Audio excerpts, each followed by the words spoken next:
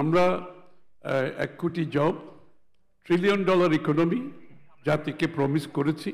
আমি সেটা পুনরাবৃত্তি করছি এখানে। ইনশাআল্লাহ উইল গো ফর, আমরা যাব 1 কোটি জবের প্রতি, এবং 1 কোটি job is not a political statement. আমরা কিন্তু ওয়ার্কআউট করেছি কোন সেক্টরে, কোন সেক্টর থেকে কত এমপ্লয়মেন্ট হবে, এর বিপরীতে বিনিয়োগ কি করতে হবে সেটাও আমরা ওয়ার্কআউট করেছি। এই বিনিয়োগ থেকে আমরা সরকার থেকে কতটুকু করব, আমরা ট্যাক্সেশনের মাধ্যমে আমরা রেভিনিউ থেকে কতটুকু করব, অন্য ক্যাপিটাল মার্কেট থেকে। একটা জিনিস আমি বলি, বাংলাদেশের সব কিছু কেন ব্যাংকে যেতে হবে? আপনার ক্যাপিটাল মার্কেট ছাড়া আমরা যে প্রোগ্রামগুলো করছি, যত কিছুই বলি, যত গ্রোথের কথা বলি, আপনি বাংলাদেশ ইজ দ্য ইন্ডিয়াতে মার্কেট ক্যাপিটাল এবং জিডিপি কত জানেন? 125%। জিডিপি এবং মার্কেট ক্যাপ হচ্ছে 125%, আমেরিকাতে ডাবল, বাংলাদেশে 5 থেকে 6%। আপনি এই ক্যাপিটাল মার্কেট দিয়ে তো আপনি যেখানে আমরা যেতে চাচ্ছি যেতে পারবেন। এই জন্য আমাদের খুবই গুরুত্বপূর্ণ যে কি আগামী দিনে ক্যাপিটাল মার্কেটে শুধু প্রাইভেট সেক্টর ইনভেস্টমেন্ট না, সরকারকে কেন IMF এর পেছনে দৌড়তে হবে $4 বিলিয়ন জন্য, অনলি $4 বিলিয়ন। চিন্তা করে একটা সরকারকে $4 বিলিয়ন জন্য IMF এর পেছনে ঘুরতে হয় এতগুলো কন্ডিশন দিয়ে। What happen to the capital market? সারা দুনিয়াতে মানুষ ইকুইটি নিচ্ছে, বন্ড নিচ্ছে, so many products are available. আমি মনে করি অনেকগুলো গভর্নমেন্টের যেগুলো বিনিয়োগ আছে এখানে, যেমন আমি বলি বাংলাদেশ বিমানের কথা ধরি ফর এক্সাম্পল, বাংলাদেশ বিমানের জন্য সরকার কেন টাকা দেবে? ইট ইজ এন এন্টারপ্রাইজ, এটা ব্যবসা, এটাকে কম্পিট করতে হবে, আর্ন করতে হবে, বিএসসিকে আর্ন করতে হবে।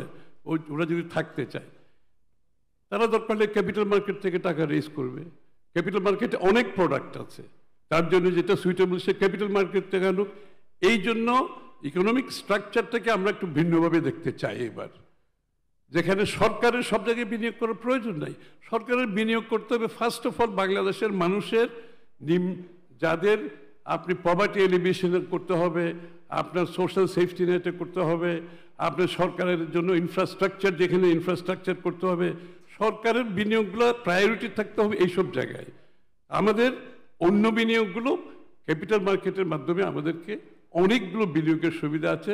এমনকি মিউনিসিপ্যাল, এই যে সিটি কর্পোরেশনগুলো যেগুলো আছে সারা দুনিয়া তারা বড় করতেছে, কোত্থেকে মিউনিসিপ্যাল বন্ড তারা ফ্লোট করতেছে, মিউনিসিপ্যাল বন্ড করে তারা মিউনিসিপ্যালিটির কাজ করছে, সিটি কর্পোরেশনের কাজ করছে, কারণ তাকে তো রিটার্ন আনতে হবে।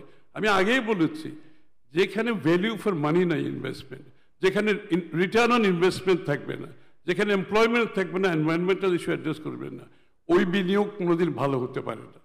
ওই বিনিয়োগ করে আজকে আমরা এই বিপদে আছি। আজকে ওই বিনিয়োগ থেকে বেরিয়ে আমার আসতে হবে। ওই টাকা ছাপিয়ে ঋণ নিয়ে কোনো ইকোনমি সাস্টেনেবল হয় না। এনি ইকোনমি, যে কোনো ইকোনমিকে সাস্টেনেবল হতে হলে আপনাকে বিনিয়োগ, ইনভেস্টমেন্টের মাধ্যমে আপনাকে গ্রোথ করতে হবে। অন্যভাবে যেগুলো করবেন টাকা ছাপিয়ে ঋণ নিয়ে, এটা সাস্টেনেবল হতে পারে না। এই জন্য আমাদের টোটাল ফোকাসটা থাকছে বিনিয়োগের উপরে, দেশি বিদেশি, এবং এর মাধ্যমে 1 কোটি কর্মসংস্থান। বাংলাদেশের মানুষের সবচেয়ে চাহিদা, ইয়াং জেনারেশনের সবচেয়ে বড় চাহিদা হচ্ছে কর্মসংস্থান। আমি কর্মসংস্থান বলতে শুধু চাকরি বলছি না, আত্মকর্মসংস্থান। আমরা কিন্তু আত্মকর্মসংস্থানের উপর খুব বেশি জোর দিচ্ছি। আমাদের ইয়াং ছেলে মেয়েদের বিরাট পটেনশিয়াল আছে, তারা যাতে আত্মকর্মসংস্থান যেতে পারে। বিদেশে স্কিল ডেভেলপমেন্টের মাধ্যমে যেটা আমাদের বিরাট প্রোগ্রাম আছে, স্কিল ডেভেলপমেন্ট, প্রত্যেকটা ডিস্ট্রিক্টে আমরা স্কিল সেন্টার করব, যার মাধ্যমে তাদের জীবনযাত্রার মান দেশে চেঞ্জ হবে না, বাইরে গেলেও তারা যে বেতন আজকে পায় তার 3 গুণ 4 গুণ যাতে বেশি পায়।